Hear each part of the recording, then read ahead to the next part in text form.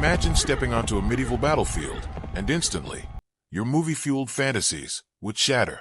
This wasn't a neatly choreographed parade ground where battalions marched in perfect lockstep to heroic anthems. The reality was a muddy, treacherous expanse, often churned into a quagmire by thousands of feet, with unseen roots and concealed divots just waiting to snag an ankle. The initial advance was rarely a majestic charge. Instead, it was a nervous, shuffling mass, soldiers stumbling over their own feet or, worse, the feet of their comrades. You'd likely witness nearly half the front line trip within the first 15 seconds of contact, a far cry from the valiant, upright warriors of legend. Nothing quite screams fearsome combatant like face-planting in the dirt while letting out an involuntary yelp about your ankle. The sensory assault began long before any sword found its mark. Forget the rousing, inspirational scores that swell in the background of cinematic battles. The true soundtrack of medieval warfare was a deafening, disorienting cacophony. Horns might have blared a signal to attack, but good luck hearing it amidst the surging chaos. The horn player, wisely positioned far from the actual fray, a role with a surprisingly high life expectancy, second only to the kings who started these conflicts, was likely the only one who clearly perceived his own call.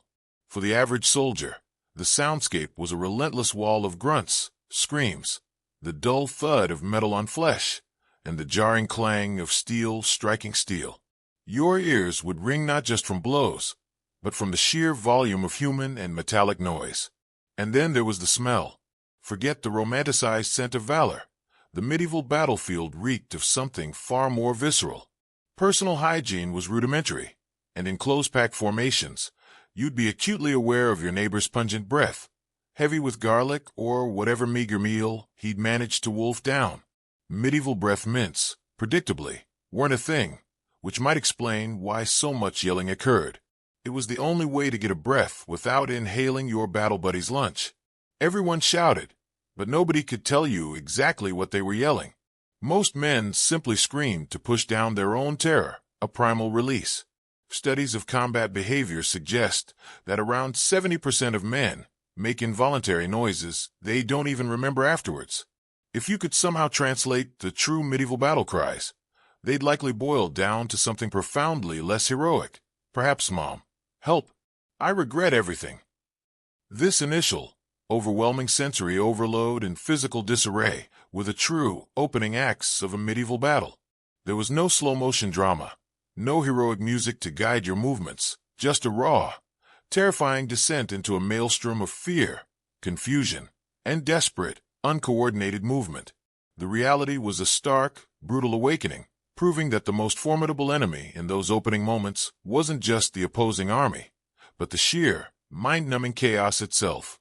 Beyond the initial, disorienting chaos, medieval battle quickly devolved into a brutal, close-quarter scrum, far removed from the elegant duels often depicted on screen. This wasn't about chivalrous one-on-one combat. It was more akin to a violent rugby match, where strategic advantage came from overwhelming an opponent with sheer numbers. Fighters didn't square off politely. They ganged up whenever possible. A scenario of 5 against 1 wasn't considered unsportsmanlike. It was simply good strategy, aligning with the ultimate goal of survival. Knights, contrary to popular romanticized notions, didn't adhere to a strict code of honor in the thick of battle. Their guiding principle was the "I want to go home alive" code, which trumped all other considerations. In such tight formations, space was a luxury no one had. Pressed shoulder to shoulder with comrades and enemies alike, a soldier had a mere 6 inches of space to maneuver their weapon. This severely limited any dramatic, wide-arching sword swings. Most sword fights involved awkwardly jabbing a blade forward, like trying to poke someone on a crowded subway car.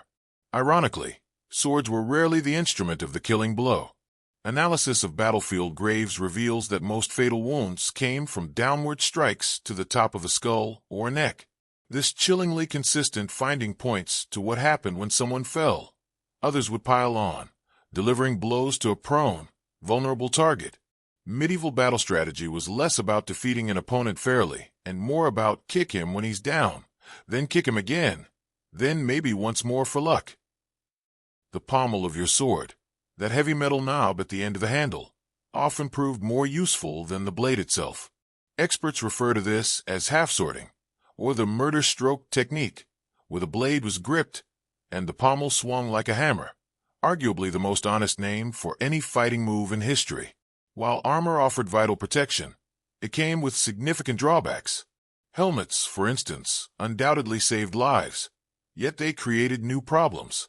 They limited vision to a narrow slit, forcing fighters to rely more on instinct and sight. Even worse, they transformed a soldier's head into a metal oven under the sun. After just 20 minutes of intense fighting, the temperature inside a medieval helmet could soar past 100 degrees Fahrenheit, 38 degrees Celsius. Many fighters succumbed not to enemy blades, but to heat exhaustion. Medieval knights were essentially fighting inside portable saunas, while people tried to kill them, making them either the bravest or most foolish humans in history. The greatest danger, however, often came from the ground itself. If you fell during this chaotic dogpile, you had a mere 2 seconds to get up. This wasn't some rule. It was simply how long it took for other boots to start trampling you or weapons to find the inevitable gaps in your armor. Examinations of medieval battle sites show numerous bodies found face down in just inches of mud, indicating slow suffocation after falling rather than a dramatic death. Wounds also came from unexpected angles. Your front armor might stop a sword, but what about the assailant striking from behind or the side? A typical fighter could expect attacks from at least 3 different directions within any given minute. This crushing, trampling, and relentless disorientation claimed more lives than direct combat skills. The battlefield was a relentless, suffocating press of bodies, where falling almost certainly meant death. When considering medieval weaponry, forget the gleaming masterpieces often displayed in museums.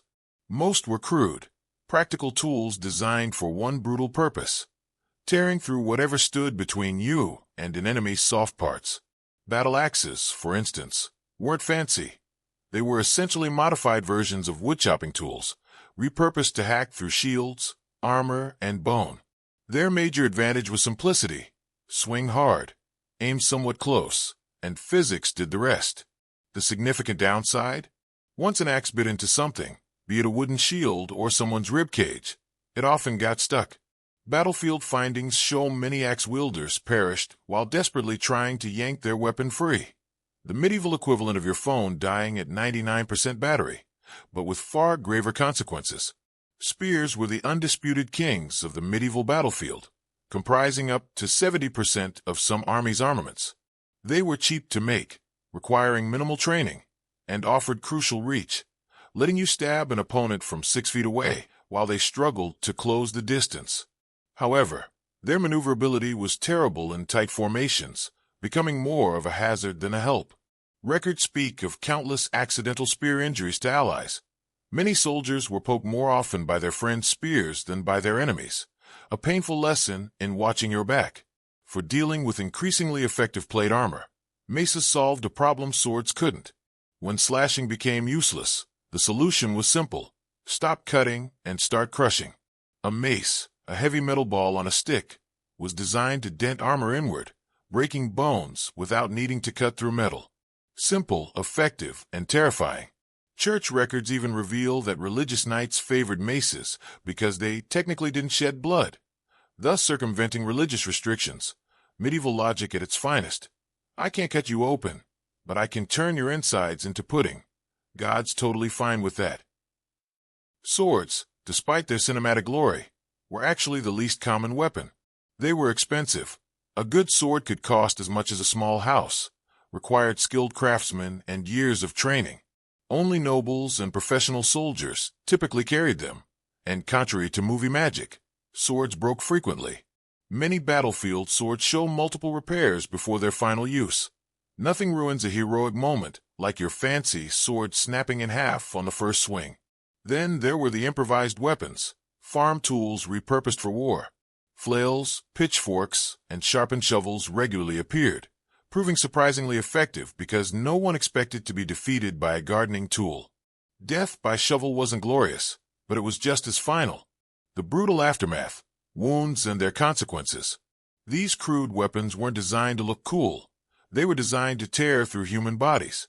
Armor helped, but not as much as you'd think. Chain mail might stop a slashing sword once, maybe twice, but a direct hit from an axe or mace would fold the mail into your flesh, turning protection into part of the wound. Records show 40% of armor knight casualties had shattered bones despite intact armor. Medieval weapons didn't make clean cuts. They tore, shredded, and mangled. Most who lost limbs died not from the injury itself, but from rapid blood loss or subsequent infection. Soldiers could bleed out in under 5 minutes after major wounds, often not realizing they were hit until vision blurred and knees buckled. Internal injuries from blunt weapons were worse than cuts. Nothing to stitch up, just pain and panic. A solid mace hit might not break the skin but could rupture organs or cause brain bleeding. Small wounds, easily treated today, became life-threatening due to infection. Monastery hospital records indicate that for every soldier who died in battle, 3 more died afterward from wound infections. There were no medics waiting. Battlefield medicine was tying belts around limbs or cauterizing wounds with heated daggers. Field hospitals, if they existed, were often just tents with straw beds, unsterilized tools, and success rates hovering around 30%, with most procedures involving amputation for speed, not necessity. The mental trauma was as devastating as the physical. Survivors described their minds fragmenting, especially after witnessing horrific injuries. The medieval battlefield wasn't just a physical test. It was a mental nightmare few were prepared for. The injuries inflicted by medieval weapons were nothing short of horrific. These tools weren't designed for clean, precise cuts. They were built to tear, shred, and mangle human bodies. Armor might have offered some initial defense, but a direct hit from an axe or mace could still force the mail into flesh, turning the very protection into part of the wound. The wounds themselves were often messy and gaping, a stark contrast to the dramatic, often superficial injuries seen in films. One of the most brutal realities was the rapid blood loss. Unlike movie heroes who fight on despite multiple wounds, many medieval soldiers would bleed out in under 5 minutes after suffering a major injury. Often, a soldier might not even realize the severity of their wound until their vision blurred and their knees gave out. Internal injuries caused by blunt weapons like maces were, in many ways, worse than cuts. There was often no external sign, nothing to stitch up, just excruciating pain and panic as organs ruptured or bones shattered internally. Then came the insidious threat of infection. Even seemingly minor wounds that today would only require a few stitches became life-threatening. With no understanding of sterile practices, bacteria thrived. Records from monastery hospitals chillingly reveal that for every soldier who died directly in battle, 3 more succumbed afterward to wound infections. Battlefield medicine was rudimentary at best. Makeshift field hospitals were scarce, often just tents with straw beds, and surgical tools were rarely, if ever, sterilized. Success rates for procedures hovered around a dismal 30%, with most interventions being quick amputations rather than nuanced treatments. Beyond the physical suffering, the psychological toll was immense. Many survivors described their minds fragmenting, overwhelmed by the sheer terror and the sights of horrific injuries. The medieval battlefield wasn't just a physical test. It was a mental nightmare that left deep, lasting scars on those who endured it. The medieval battlefield wasn't merely a test of physical strength. It was a profound mental nightmare that few were truly prepared for. Even after just 10 minutes of intense combat, many soldiers experienced severe disorientation, losing all sense of where they were or who they were facing. The constant, swirling movement, spinning to meet threats from all sides, and the lack of clear sight lines meant that a soldier's internal compass quickly went awry. Studies of historical battle accounts reveal that approximately 60% of medieval soldiers couldn't identify which direction they were facing after the initial clash. This staggering statistic helps explain why some battles bizarrely ended with both sides accidentally retreating from each other. A deadly, real-life game of you go first. Further compounding this confusion was the near impossibility of distinguishing friend from foe once the fighting began in earnest. While armies often wore identifying colors or symbols, these quickly became obscured by mud, blood, and dust. In the sheer panic and chaos of battle, Soldiers sometimes tragically struck down their own allies by mistake. Records from the Battle of Toten in 1461, for instance, suggest that as many as 1 in 10 casualties may have come from friendly fire, a grim testament to the thousands of fighters swirling around a battlefield, making split-second decisions with deadly consequences. A terrifying moment for any soldier was realizing they were covered in blood, but couldn't tell if it was their own, their enemies, or a friend's. Blood splatter from nearby kills could drench a fighter head to toe, making it impossible to ascertain if they were wounded without taking precious time to check. Time they absolutely didn't have when someone was actively trying to bash their head in.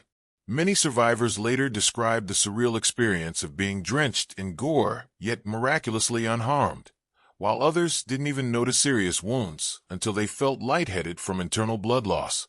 As the battle wore on, combat decisions became almost automatic. The conscious mind simply couldn't process information quickly enough to make thoughtful choices. Instead, fighters relied heavily on muscle memory and instinct. Training exercises, drilled into soldiers repeatedly, would take over, much like a dance routine your body remembers even when your mind goes blank. Those who survived often reported having no memory of specific actions they took. Their bodies fought while their minds seemed to drift elsewhere.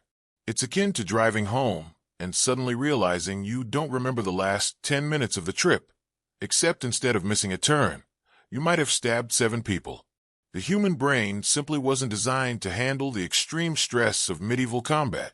Fear, rage, and confusion took turns driving behavior, leaving little room for strategic thinking. Modern studies of how the brain processes extreme stress show that higher cognitive functions shut down under threat, leaving only the most basic survival instincts active. For medieval fighters, this meant their carefully planned battle tactics often gave way to primal responses within minutes. As exhaustion and stress mounted, a phenomenon known as tunnel vision could set in. Instead of seeing whole people, fighters began to react only to movement and basic shapes. A flash of metal, a blur of color, something coming from the left. Friend or foe became irrelevant in this state. If it moved toward you, you struck at it. Records from medieval battle survivors consistently mention this odd detachment, where other humans stopped looking like humans and became merely threats or obstacles. After enough minutes of this sensory overload, the body would move on its own while thoughts became just white noise. Modern combat psychologists call this battle mind, a state where action precedes conscious thought. In this altered state, fighters reported feeling disconnected from their bodies, as if watching themselves fight from a distance. Time itself stretched or compressed, with some soldiers recalling minutes of combat that witnesses said lasted hours, or hours that passed in what felt like moments. This mental disorientation made the already chaotic battle even more so. The harsh reality of victory and aftermath. History books often glorify last stands, and movies depict heroic soldiers fighting to the death. The reality was starkly different. Most medieval soldiers had a more sensible approach. When things got truly bad, they ran. Battlefield records show that around 40% of medieval armies would flee before combat even reached its peak. This wasn't seen as shameful by ordinary soldiers. The shame belonged to nobles and knights with reputations to protect. Peasant fighters largely followed the "I'd like to see my family again" principle. Medieval foot soldiers had a saying: "The graveyard is full of heroes. The tavern is full of runners."